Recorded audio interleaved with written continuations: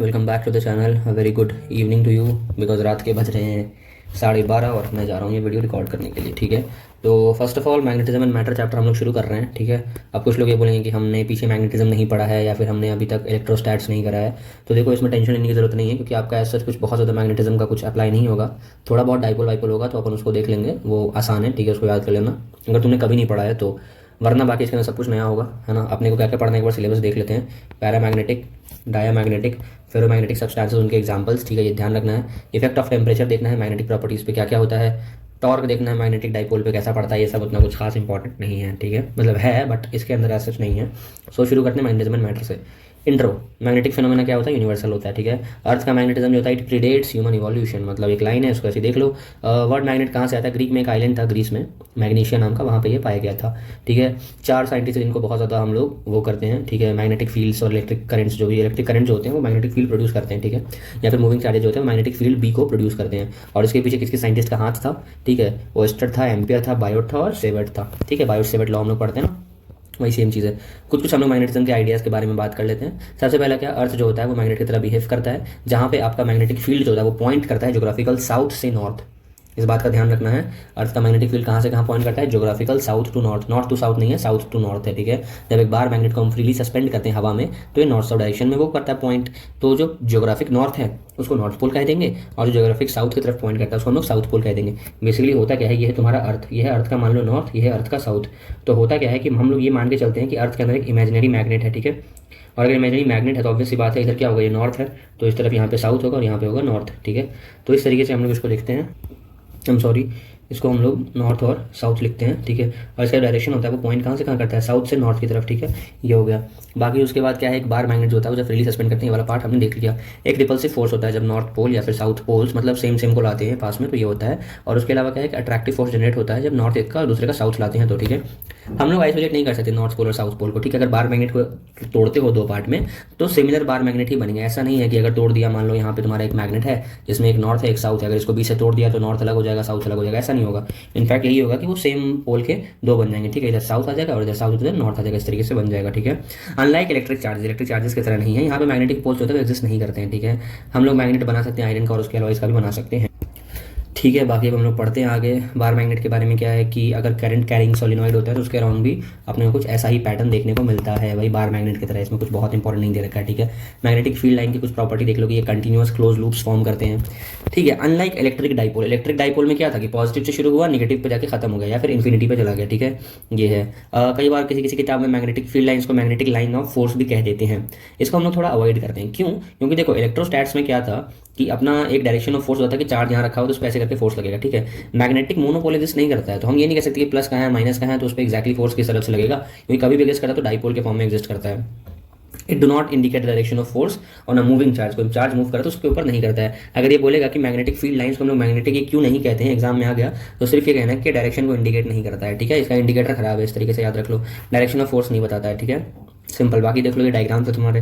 ठीक है, ये तुम्हारा करंट कैरिंग, ये पहले तो बार मैग्नेट है, ये करंट कैरिंग फाइनाइट सोलेनॉइड है और तुम्हारा इलेक्ट्रिक डाइपोल है। सिंपल, इन तीनों का डायग्राम है, बहुत ज़्यादा ऐसा कुछ आता नहीं बट देख लो समझने के लिए। ये देखो, ये तो बार मैग्नेट देख के समझ आ रहा है। ठीक है, ये देखो क्या है, सोलेनॉइड है, क्योंकि देखो इसमें वायर जो है इस तरीके से लूप किया हुआ है। ठीक है, फिर उसके बाद ये तुम्हारा क्या दे रखा है, इलेक्ट्रिक डाइपोल है। ठीक है, प्लस ये इधर है माइनस इधर है, इलेक्ट्रिक डाइपोल है ना, इलेक्ट्रिसिटी वाला है। तो इस तरीके से हम लोग देखते हैं फील्ड लाइन्स किस तरीके से वेरी करता है। ठीक है, बाकी देखो ये क्या दे रखा है, एक्सेल फील्ड है एक फाइनाइट सोलेनॉइड का, है ना, बार मैग्नेट का। मैग्नेटिक नीडल है यूनिफॉर्म, उसके अंदर इसमें बी होता है और क्या होता है, एम होता है, मोमेंट होता है, और आपका मैग्नेटिक मोमेंट होता है या फिर आपका ये होता है मैग्नेटिक फील्ड। ठीक है, ये चीज़ है। कुछ चीज़ें हम लोग देख लेते हैं। सबसे पहला पॉइंट तो हमने देख लिया कि कंटिन्यूअस क्लोज लूप फॉर्म करते हैं। ठीक है, उसके बाद क्या हो गया, जो टैंजेंट अगर कहीं भी किसी भी पॉइंट पे टैंजेंट ड्रॉ करते हैं, मान लो ये पॉइंट यहाँ टैंजेंट ड्रॉ करोगे तो क्या होगा, इस पॉइंट पे अपने को डायरेक्शन पता चलेगी कि इस तरफ है। ठीक है, तो डायरेक्शन देता है नेट मैग्नेटिक फील्ड का उस पॉइंट पे। ठीक है, लार्जर द नंबर जो हो गया क्या होगा, तुम्हारा स्ट्रॉन्गर द मैग्नीट्यूड हो गया। ठीक है, मैग्नेटिक फील्ड लाइन जो होते हैं डू नॉट इंटरसेक्ट, आपस में इंटरसेक्ट नहीं करते हैं, और अगर ये किए भी तो नहीं हो सकता, बिकॉज अगर ये करेंगे तो डायरेक्शन जो होगा 2 डायरेक्शन हो जाएंगे। मान लो कोई चीज़ है वो 2 जगह इंटरसेक्ट कर गई, यहाँ टेंजेंट ये भी जा रहा है, आई एम सॉरी, टेंजेंट तुम्हारा ये भी जा रहा है, टेंजेंट ये भी जा रहा है, तो एक जगह पे 2 डायरेक्शन पॉसिबल नहीं है ना, ये चीज़ है। ठीक है, ये हो गया। बाकी उसके बाद देखो, एक बार मैग्नेट को कट कर दोगे अगर आधे में तो it is like cutting a solenoid. आपने को 2 छोटे छोटे सोलेनॉइड के बच्चे मिलेंगे जिसमें वीकर प्रॉपर्टी होगी। ठीक है, कमज़ोर होंगे। ठीक है, ये फॉर्मूला होता है ठीक है, मैग्नेटिक मोमेंट m के साथ इसका कुछ, ठीक है। डाइपोल की बात करते हैं, टॉर्क क्या होता है तुम्हारा m इंटू बी होता है, अगर m क्रॉस भी होता है तो m भी साइन थीटा हो जाएगा। ये जो टाउ है यहाँ पे क्या रिस्टोरिंग टॉर्क है, मतलब जो उसको मैग्नेटिक फील्ड में अलाइन कर दे, मैग्नेटिक के अंदर से ये चीज़ आ रही है, मैग्नेट के अंदर से, ऐसा नहीं कि हमने लगाया है। मैग्नेट मान लो रखा हुआ और यहाँ पे फील्ड आ गया, तो अचानक से जिस डायरेक्शन में उसको ओरिएंट करना है उस डायरेक्शन में वो ओरिएंट कर देगा, ठीक है। अगर पोटेंशियल एनर्जी निकालना है तो माइनस m डॉट भी होता है, तो उसको m भी कॉस थीटा भी लिख सकते हैं माइनस में, ठीक है। अगर एनर्जी की बात करते हैं माइनस के हिसाब से, तो थीटा इक्वल टू 0 पे एनर्जी जो होती है वो क्या होती है, मिनिमम होती है, क्या मोस्ट स्टेबल पोजीशन है। मैक्सिमम कब होती है, प्लस एम बी पे होती है, थीटा इक्वल टू 180 डिग्री पे, ये मोस्ट अनस्टेबल पोजीशन होता है, इस चीज़ को आप याद कर लेना, ठीक है। 0 डिग्री पे सबसे ज़्यादा स्टेबल है और तुम्हारा 180 पे क्या है, बहुत ज़्यादा अनस्टेबल। ये क्वेश्चंस दे रखे हैं, तुम इसको सॉल्व कर लेना। और इसके अंदर कुछ नहीं है, बस ये दे रखा है कि अगर मान लो मैग्नेट को हमने कट किया, ट्रांसवर्स कट किया और लेंथ के अलॉन्ग कट किया, तो क्या फर्क पड़ेगा। दोनों केसेस में क्या हो जाएगा, अपने को 2 मैग्नेट मिलेगा, एक में नॉर्थ एक में साउथ पोल। बात समझ में आई। अगर मान लो ऐसे और ऐसे काट दिया तो भी कोई फर्क नहीं पड़ेगा, नॉर्थ साउथ ऐसे मिलेंगे। अगर ऐसे और ऐसे काट दिया तो भी पतले पतले 2 मैग्नेट मिलेंगे, नॉर्थ साउथ नॉर्थ साउथ। ये नॉर्थ और साउथ था, ये नॉर्थ था साउथ था, ये नॉर्थ साउथ इस तरीके से मिलेगा, ठीक है। अगला क्वेश्चन क्या होता है, कि मैग्नेटाइज नीडल यानी यूनिफॉर्म मैग्नेटिक फील्ड एक्सपीरियंस करता है टॉर्क, लेकिन कोई नेट फोर्स नहीं लगता। एक आयरन नेल नियर है बार मैग्नेट, इस पर फोर्स ऑफ अट्रैक्शन आता है और इस पर टॉर्क भी आता है। क्यों ऐसा होता है, पहली चीज़ तो ये है कि तुम्हारा फील्ड पे क्या लिखा हुआ है, यहाँ पे देखो मैग्नेटाइज यूनिफॉर्म मैग्नेटिक फील्ड, और यहाँ क्या लिखा हुआ है तुम्हारा बार मैग्नेट के पास में, ठीक है। बार मैग्नेट का जो फील्ड होता है वो यूनिफॉर्म थोड़ी होता है, नॉन यूनिफॉर्म होता है ना। यूनिफॉर्म मतलब ऐसे ऐसे ऐसे स्ट्रेट और बराबर स्पेसिंग भी हो, ठीक है। तो यहाँ पे तो किसी बात है नॉन यूनिफॉर्म है, तो यहाँ के ऊपर क्या होगा, टॉर्क भी लगेगा और तुम्हारा फोर्स भी लगेगा, ठीक है। तो वही चीज़ लिखा हुआ है कि कोई फोर्स नहीं लगता है कब, जब आपकी फील्ड जो है यूनिफॉर्म है। आयरन नेल जो होता है वो नॉन यूनिफॉर्म फील्ड में रहता है बार मैग्नेट की वजह से, तो एक इंड्यूस्ड मैग्नेटिक मूवमेंट होता है नेल के अंदर, इसीलिए इस पर फोर्स भी लगता है, टॉर्क भी लगता है, ठीक है। आपका आंसर क्या होगा, बार मैग्नेट का फील्ड यूनिफॉर्म नहीं होता है, ठीक है। तो नेट फोर्स जो होता है वो अट्रैक्टिव होता है, बिकॉज इंड्यूस्ड होता है, ये वो ज़्यादा पास होता है। तीसरा question, must every magnetic configuration have a north pole and a south pole, ठीक है। What about the field due to toroid, ठीक है। मतलब क्या है, नॉर्थ साउथ होना जरूरी है क्या। देखो जरूरी नहीं कि नॉर्थ और साउथ होने ही चाहिए, ठीक है। एक मोनोपोल एग्जिस्ट नहीं कर सकता है, मानते हैं, ठीक है। लेकिन जैसे मान लो कि तुम्हारा टोरॉइड जो होता है, टोरॉइड कुछ ऐसा गोल सा होता है, ठीक है, उसके ऊपर हम लोग वायर को लपेटते हैं, या फिर तुम्हारा स्ट्रेट इनफाइनाइट कंडक्टर हो गया। ये दोनों एग्जाम्पल्स होंगे तुम्हारे किसके, जहाँ पे तुम्हारा मैग्नेटिक का कोई डाइपोल नहीं है, मतलब नॉर्थ और साउथ नहीं होता, एक ही डायरेक्शन होता है, ठीक है। ये चीज़ हो गया तुम्हारा नेट नॉन जीरो होता है मैग्नेटिक मोमेंट यहाँ पे, तभी ये चीज़ पॉसिबल है, ठीक है। फिर अगला क्वेश्चन क्या है कि 2 आइडेंटिकल लुकिंग आयरन बार ए और बी है, ठीक है। एक जो है वो जिसको definitely known to be magnetised, ठीक है, हमें नहीं पता कौन सा है, कौन सी चीज़ है। अगर मान लो दोनों पता करना है कि मैग्नेटाइज है या नहीं है, या फिर कैसे हुआ नहीं हुआ, ये चीज़ करना है, ठीक है। बस इन दोनों को ही यूज़ करना है। पहली चीज़, दोनों को लाओ, एक रिपल्सिव फोर्स जनरेट होगा, इससे पता चलेगा कि दोनों मैग्नेटाइज हैं, ठीक है। अगर हमेशा अट्रैक्ट कर रहा है मतलब एक मैग्नेटाइज नहीं है, कुछ सोचो ना, एक आयरन है और एक मैग्नेट है, अगर बार बार अट्रैक्ट ही कर दे रहा है, चिपक ही जा रहा है मैग्नेट में, मतलब एक भाई मैग्नेटाइज है एक नहीं है। और अगर रिपल्शन आ रहा है मतलब दोनों ही मैग्नेट है, तभी तो नॉर्थ साउथ ऐसे करके एक दूसरे को रिपेल कर रहे होंगे, ठीक है। ये हो गया। फिर क्या है तुम्हारा, in a bar magnet the intensity of the magnetic field strongest होगा तुम्हारे कहाँ पे, दोनों एंड पे, पोल पे, और वीकेस्ट होगा सेंट्रल रीजन में। इस तरीके से अपन को पता चल जाएगा ए और बी मैग्नेट है या नहीं है, ठीक है। बस एक चीज़ रखना, रिपल्शन जो होता है वही मेन फैक्टर होता है, इससे पता चलता है डिटरमाइन करने के लिए, ठीक है। क्योंकि देखो अट्रैक्शन बहुत सारी चीज़ों में हो सकता है बट रिपल्शन सब में नहीं होता है। इलेक्ट्रोस्टैटिक एनालॉग जो होता है या डाइपोल एनालॉजी जो होता है वो इस तरीके से होता है कि 1/ε नॉट को अपन म्यू नॉट लिखते हैं, पी की जगह एम लिख दो, है ना, इस फॉर्मूले की जगह ये लिख दो, इसकी जगह ये लिख दो, इसकी जगह ये लिख दो और इसकी जगह ये लिख दो। ये वाला टेबल दोस्त इसको अच्छे से याद कर लेना, ठीक है। फिर ये क्वेश्चन दे रखा है तुम्हारा, इसको देख लेना, कुछ ऐसे बहुत इंपॉर्टेंट नहीं है बट स्टिल एनसीईआरटी का है तो देख लेना। ये कुछ नहीं है, वही है कि डाइपोल को इस तरीके से अरेंज किया गया, इस तरीके से किया, इस तरीके से किया गया है, और एक तुम्हारा 2 चार्ज यहाँ पर हैं, तो उस हिसाब से बता दो किसका क्या होगा। कुछ नहीं है, सॉल्यूशन देख लेना, ईजी है, ठीक है। गॉस के बारे में कुछ देख लो कि इलेक्ट्रिकल टेलीग्राफ पहली बार तो भाई वेल्सर के साथ मिलकर करा था इन्होंने, और कर्व सरफेस के लिए निकाला था, जो कि रीमैन के लिए इसका फाउंडेशन बिल्ड किया था। गॉस का जो वो है वो क्या कहता है तुम्हारा, number of magnetic field line leaving the surface is balanced by number of lines entering it. The net magnetic flux जो होता है 0 होता है दोनों सरफेसेस के लिए और किसी भी क्लोज सरफेस के लिए, ये बात सच है, ठीक है। आइसोलेटेड मैग्नेटिक पोल जिसको मोनोपोल कहते हैं एग्जिस्ट ही नहीं करता है, ये तो पता ही होगा तुमको, क्योंकि कोई सोर्स और सिंक नहीं होता है ना। सिंपलेस्ट मैग्नेटिक एलिमेंट क्या तुम्हारा, डाइपोल है या फिर करंट लूप हो गया तुम्हारे, ठीक है। Net magnetic flux through any current surface जो है वो 0 है, और ये क्या है आपका गॉस लॉ ऑफ मैग्नेटिज्म है, ठीक है। सिमिलरली ये देख लो, आपको क्या दे रखा है, बहुत सारे डायग्राम दे रखे हैं, इसमें से कौन सा सही है कौन सा गलत है आप इसको बताना है, ठीक है। इसका आंसर दे रखा है, एक बार अच्छे से पढ़ लेना, ठीक है। इसको मजाक नहीं कर रहा हूँ, मेरे ये सब क्वेश्चन सीधे सीधे आएंगे। अब मैं अगर ये क्वेश्चंस कराने बैठूँ तो वीडियो बहुत लेंदी हो जाएगी, ठीक है। कुछ भी नहीं है, बहुत आसान है, किसी एक को भी पकड़ के देख लो, ठीक है। जैसे मान लो अपन इसको देखते हैं, ठीक है, पहले वाले को। अब ये बोला गया है कि इसमें से क्या गलती है और क्या सही है ये बताओ, ठीक है। इसका यहाँ पे ये है कि बेसिकली करंट कैरिंग वो है वायर है, और यहाँ पे ये चीज़ फ्लो कर रहा है आगे की तरफ, और यहाँ से ऐसे ऐसे करके इलेक्ट्रिक फील्ड जनरेट हो रहा है। इस तरीके से नहीं होता, क्लोज लूप के फॉर्म में होता है, ये तुमको भी पता है, तो ऐसे ही गलत हो जाएगा, ठीक है। सिमिलरली जैसे कि ये होगा तुम्हारा, ठीक है, यहाँ पे देखो ये क्लोज लूप फॉर्म तो कर रहा है बट क्या है इसके अंदर कि कुछ इसके अंदर कुछ ऐसा सच प्रॉब्लम नहीं है, ठीक है। तो अपन को ये मान लेंगे कि ये सही है तुम्हारा, ठीक है। ये वाला बी में देखो ये सही है क्या है, नहीं इंटरसेक्ट करें आपस में, इंटरसेक्ट कभी नहीं कर सकता, इस तरीके से देख लेना, ठीक है। बाकी सारे आंसर्स देख लेना, ठीक है। उसके बाद फिर ये क्वेश्चन है, इसको देख लेना, आगे बढ़ते हैं, ठीक है। मैग्नेटाइजेशन एंड मैग्नेटिक इंटेंसिटी क्या होता है। मैग्नेटाइजेशन कुछ नहीं होता है तुम्हारा, ठीक है। एम नेट अपॉन वी होता है और ये वेक्टर क्वांटिटी होती है, याद रखना है। डायमेंशन ये होता है, यूनिट ये होता है। बाकी बी नॉट होता है तुम्हारे म्यू नॉट इंटू एन आई क्या होता है नंबर ऑफ टर्न्स, और आई होगा तुम्हारा करंट सोलेनॉइड अगर है तो। अगर सोलेनॉइड के अंदर कुछ ऐसा मटेरियल डालते हैं जिसमें नॉन जीरो मैग्नेटाइजेशन है तो फील्ड जो होगा उसका बढ़ जाएगा। तो नेट मैग्नेटिक फील्ड सोलेनॉइड के अंदर क्या हो जाएगा, B naught plus B M. M क्या होगा तुम्हारा, एम ड्यू टू वो है तुम्हारा मैग्नेट, ठीक है। अब इसके बाद हम लोग आगे बढ़ते हैं, ठीक है। तो ये मटेरियल का जो कोर है ना, वो कंट्रीब्यूट करता है बी एम। ये कैसे निकलता है, mu naught into capital M. M क्या है तुम्हारा, मैग्नेटाइजेशन होता है, ठीक है। अब इंटेंसिटी का फॉर्मूला क्या होता है, H equal to B by mu naught minus M होता है, ठीक है। बाकी टोटल मैग्नेटिक फील्ड बी जो होता है क्या होगा तुम्हारा, mu naught into H plus M होता है, ठीक है। एम जो होता है वो क्या होगा तुम्हारा, इसको हम लोग so basically we call this chi, ठीक है। M equal to chi into H, ठीक है। इसको के वाई काई या के ए आई काई प्रोनाउंस करते हैं, ठीक है। बाकी ये लिखा हुआ देखो, ये डायमेंशनलेस क्वांटिटी होता है। ससेप्टिबिलिटी ये होता है कि कोई भी मैग्नेट कैसे रिस्पॉन्ड करता है किसी एक्सटर्नल फील्ड में, ठीक है। ये स्मॉल होता है, ये पॉजिटिव होता है जो कि पैरामैग्नेटिक होते हैं, स्मॉल और निगेटिव होता है जो कि डायमैग्नेटिक होते हैं, है ना। और बाकी डायमैग्नेटिक केस में एम और एच जो होते हैं आपस में अपोजिट होते हैं। फिर से देख लो, एक्स की वैल्यू क्या होती है, छोटी होती है और पॉजिटिव होती है इसके लिए तुम्हारे पैरामैग्नेटिक के लिए, और एक्स की वैल्यू जो होती है छोटी होती है और नेगेटिव होती है किसके लिए, डायमैग्नेटिक के लिए। इस बात को याद रखना, ठीक है। ये टोटल फॉर्मूला जो होता है वो म्यू आर इक्वल टू 1 प्लस काई होता है, ठीक है। ये डायमेंशनलेस क्वांटिटी होता है और इसको हम क्या कहते हैं, रिलेटिव मैग्नेटिक परमिएबिलिटी, ठीक है। इस पे क्वेश्चन भाई PYQ में आया हुआ है, ठीक है। तो इसलिए इसको अच्छे से देख लेना, ठीक है। बाकी ये सेम वही फॉर्मूला है, ये क्वेश्चन है, इसको कर लेना, ठीक है। मैग्नेटिक प्रॉपर्टीज ऑफ मटेरियल की बात करते हैं, ठीक है। अगर तुम्हारा काई जो है तुम्हारा ससेप्टिबिलिटी मटेरियल डायमैग्नेटिक है जब ये निगेटिव होता है, पैरा है जब ये पॉजिटिव होता है, पी से पैरा पी से पॉजिटिव, याद रखना। और छोटी छोटी वैल्यू होती है दोनों की क्योंकि ये वीकली होते हैं, स्मॉल होते हैं। और अगर फेरो का होता है जो तुम्हारा एक्स होता है वो लार्ज होता है और क्या होता है, पॉजिटिव होता है। पैरा मतलब क्या होता है, पैरेलल में, मतलब उसके जैसा जैसा काम करेगा। तो पैरामैग्नेटिक मतलब मैग्नेट जैसा काम करेगा, अट्रैक्ट करेगा, ठीक है। ये हो गया। तो अगर मान लो फेरो है मतलब लोहा जो होता है वो क्या करता है, अट्रैक्ट करता है, तो वो लार्जली पॉजिटिव होगा, ठीक है। सिंपल सी बात है। बाकी ये चीज़ क्या दे रखा है तुम्हारा यार, जो आपका एप्सिलॉन दे रखा है, ये स्मॉल पॉजिटिव नंबर है introduce to quantify paramagnetic material, ठीक है। उसकी क्वांटिफिकेशन के लिए ये चीज़ इंपॉर्टेंट है भाई, ये वाला टेबल इंपॉर्टेंट, इसको अच्छे से देखना, ठीक है।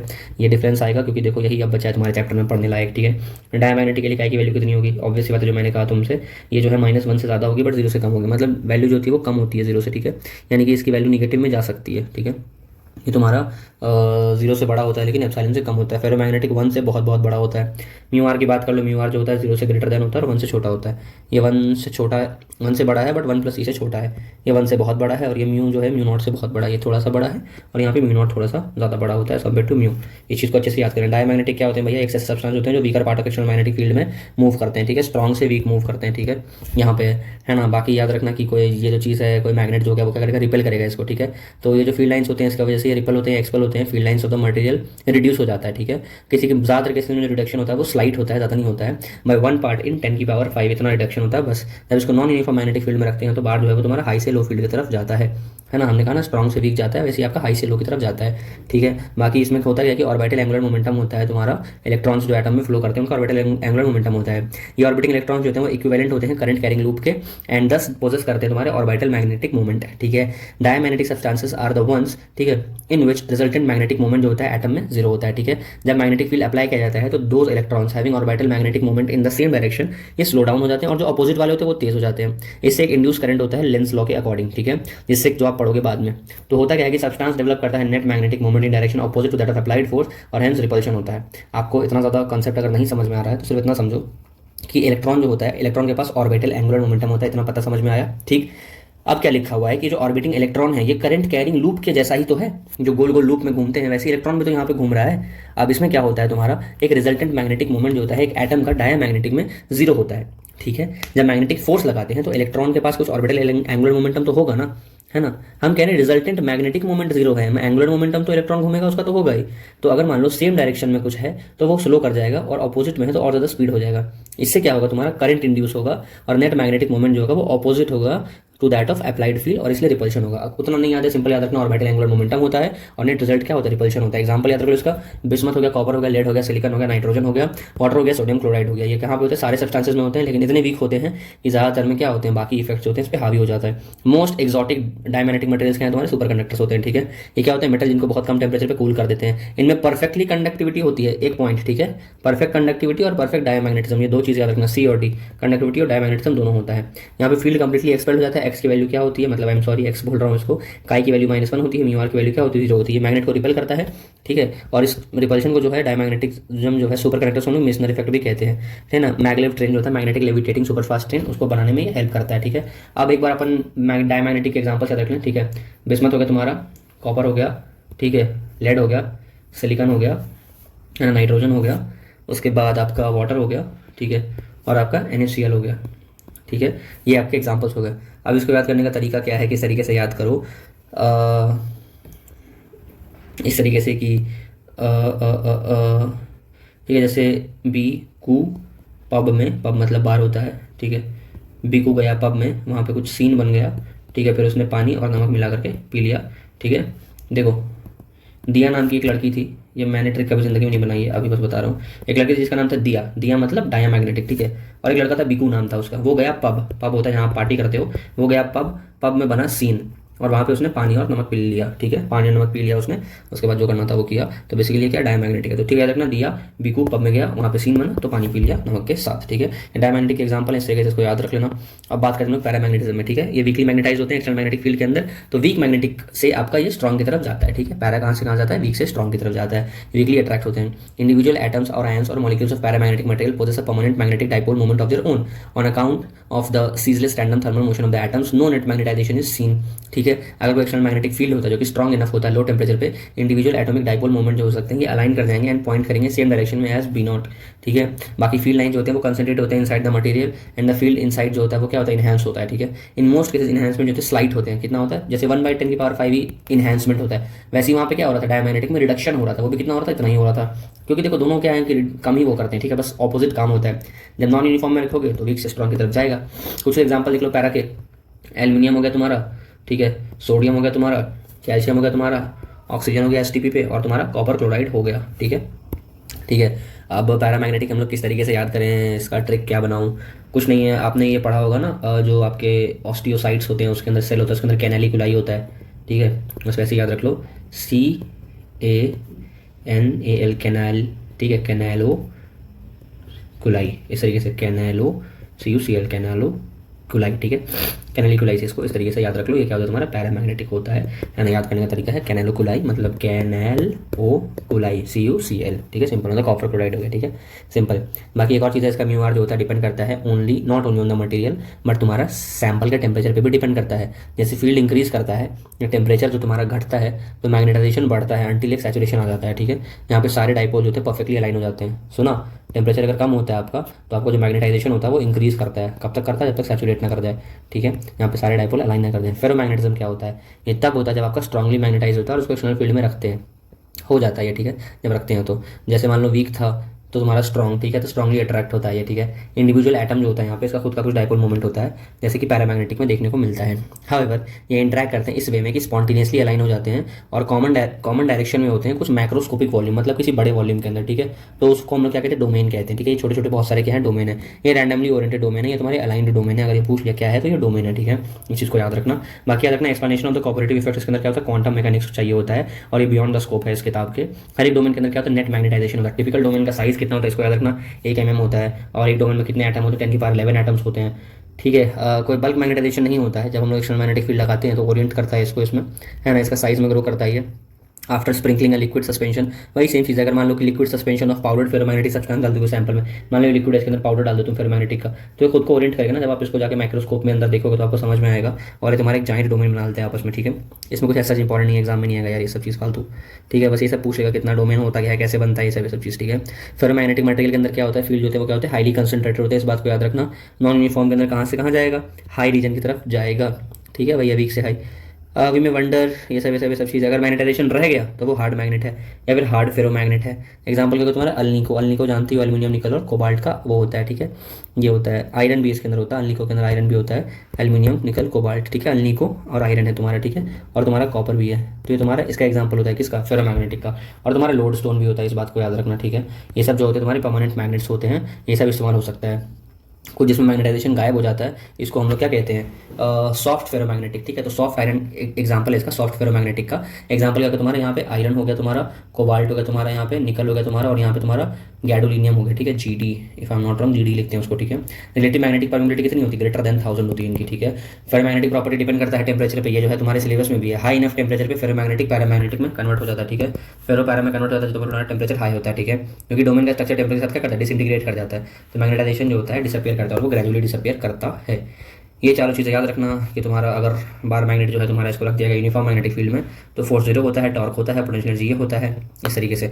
बाकी ये सब फॉर्मूला है तुम्हारा डाइपोल वाला एक्सिस के अलॉन्ग क्या है, इक्वेटर के अलॉन्ग क्या है, वही सेम चीज़ है यार जो अपन पढ़ के आते हैं इलेक्ट्रोस्टैटिक्स में, उसी को बस वहाँ से कंपेयर कर दे, जो मैंने एनालॉजी वाला पार्ट बताया था आपको, ठीक है।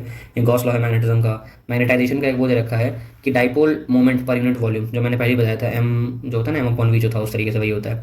किसी लीनियर मटेरियल के लिए M equal to chi H होता है, B equal to mu naught H होता है ना, सॉरी म्यू एच होता है। यहाँ पे जो काई होता है इसको हम लोग मैग्नेटिक ससेप्टिबिलिटी कहते हैं। दो फॉर्मूले होते हैं, दोनों आपको पता है। और क्या होता है तुम्हारा नॉन लीनियर रिलेशन होता है बी और एच के बीच में। और ये कहाँ की बात हो रही है आपकी, फेरोमैग्नेटिक मटेरियल्स की बात हो रही है। फेरोमैग्नेटिक में नॉन लीनियर रिलेशन होता है, इस बात को याद रखना, ठीक है। ये चीज़ हो गया। बाकी सब्सटेंस जो कि रिटेन कर लेते हैं प्रॉपर्टी को, उसको हम लोग परमानेंट कहते हैं, ठीक है। इन सबको याद कर लेना यार अच्छे से कि कितना 10⁴ गॉस होता है तुम्हारा 1 टेस्ला, ठीक है। Magnetic field, induction flux density क्या होती है, परमेबिलिटी क्या होती है, इन सब चीज़ों को अच्छे से देख लेना दोस्त। Points to ponder, magnetic monopole exist नहीं करते हैं, चार्ज क्वांटाइज्ड होता है, अपने को आज तक रीजन नहीं पता इन दोनों चीज़ का, ठीक है। कंटिन्यूस होते हैं, क्लोज लूप के फॉर्म में होते हैं। डायमैग्नेटिक के लिए जो काई की वैल्यू -10⁻⁵ होती है, बाकी +10⁻⁵ होती है पैरामैग्नेटिक मटेरियल के लिए, ठीक है। सेमी ये जो सुपर कंडक्टर होते हैं क्या होते हैं, परफेक्ट कंडक्टर होते हैं। कोई क्लासिकल थ्योरी ये एक्सप्लेन नहीं कर पाता इन दो प्रॉपर्टीज़ को कि इतना बढ़िया कंडक्टर कैसे है, पहली बात तो। दूसरा, इतना परफेक्टली ये डायमैग्नेटिक इस तरीके से है, ठीक है। तो क्लासिकल अगर एक्सप्लेन नहीं कर पाए तो उसको एक्सप्लेन करने के लिए कौन आया, एक्सप्लेन करने के लिए आया आपका क्वांटम मैकेनिकल थ्योरी। इसके अंदर क्या है तुम्हारा बीएससी नहीं सॉरी बीसीएस थ्योरी है, ठीक है। मतलब बार्डीन है, कूपर है और तुम्हारा श्रेफर है, तुम्हारा ये 3 साइंटिस्ट है जो कि इसको एक्सप्लेन करता है, ठीक है। डायमैग्नेटिज्म यूनिवर्सल होता है, बहुत वीक होता है और हार्ड भी होता है डिटेक्ट करने के लिए। तो सब्सटेंस या तो पैरा हो जाता है या फेरो हो जाता है। कुछ और सब्सटेंस होते हैं उसको हम क्या कहते हैं, फेरी मैग्नेटिक, एंटी फेरोमैग्नेटिक, ठीक है। और तुम्हारा स्पिन ग्लास होता है, 3 होते हैं, ठीक है। एक्सॉटिक होते हैं सॉरी, और मिस्टीरियस है, ठीक है। बाकी ये सारे क्वेश्चंस कर लेना। पीडीएफ आपको यहाँ पे मिल जाएगा, ठीक है। टेलीग्राम चैनल पे जाना, यहाँ पे आपको नोट्स मिल जाएगा, पीडीएफ मिल जाएगा। और अगला लेक्चर जो होगा होपफुली क्लास 12th का ही होगा, ठीक है। चलो गाइस, आई होप तुमको चीज़ें समझ में आई होंगी। 12:50 हो रहा है रात के, ठीक है। अभी मुझे एडिटिंग करना है वीडियो और उसको पूरा कंप्लीट करना है, कल मेरी क्लास भी है। So this was it for the video guys, है ना। जहाँ समझ में नहीं आया कमेंट डाउन करना, मैं होपफुली तुमको चीज़ें समझ में आ गई होंगी। सिर्फ इतना पढ़ना अपने को, ठीक है। एनसीईआरटी ज़्यादा टेंशन नहीं लेना है, ठीक है। हो जाएगा यार। ये पीडीएफ मैं ग्रुप पे भेज दूँगा @काशिफ डिजाइन, टेलीग्राम चैनल जाकर ज्वाइन कर लेना, वो देख लेना। प्लस मेंटोर्स का बैच आया है आपका 1 महीने का, जिसमें मैं खुद मेंटोरशिप दे रहा हूँ, है ना। उसको देखना एक बार, समझना क्या है ना। और उसका फिर हम लोग देखते हैं क्या करना है उसके आगे, ठीक है। चलो guys, I see in the next video, तब तक के लिए take care and bye, good night.